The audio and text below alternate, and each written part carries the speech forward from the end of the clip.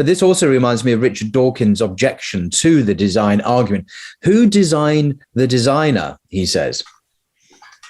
Yeah, and I think that's a really important question, and I think it's actually a really insightful question, and it's the question that's not addressed by the ID argument. It's left unaddressed, and it's the one that needs to be addressed. So, but it is addressed by the QD argument. So this is what Dawkins says. Dawkins says that okay, there's design, and as you said, like he admits that there's this appearance of design. And he also admits that this design, it's in need of explanation. Where did this design come from? So, because he tries to explain it through evolution.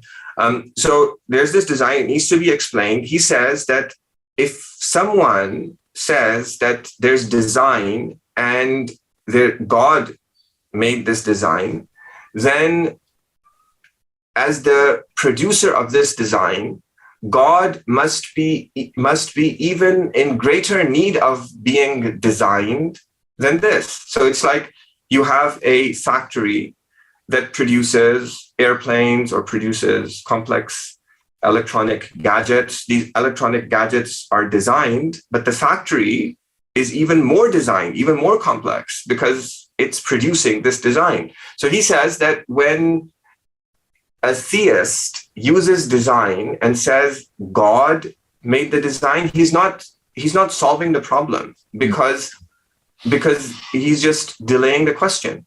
So, but if the Quranic design argument does solve the problem, but I think there's something else here, which is that this is a valid objection, and it's valid objection against ID, but it's also, I think, a material scientist ends up shooting himself in the foot when he makes this, because by the same token, when he looks at the design in the universe and he says that, well, it's because of evolution, well, then evolution must be a very well-designed process for it to produce all of these things that we're seeing, like the shark skin and that moth and all of these things. And so, okay, these things came from evolution, but where did evolution come from? Who designed evolution?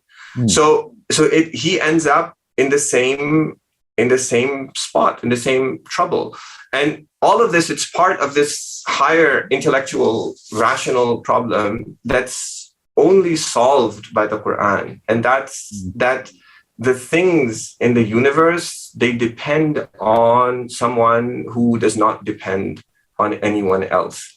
And that's really the unique thing that the Quran and Islam, it brings you to the table. It brings to the table.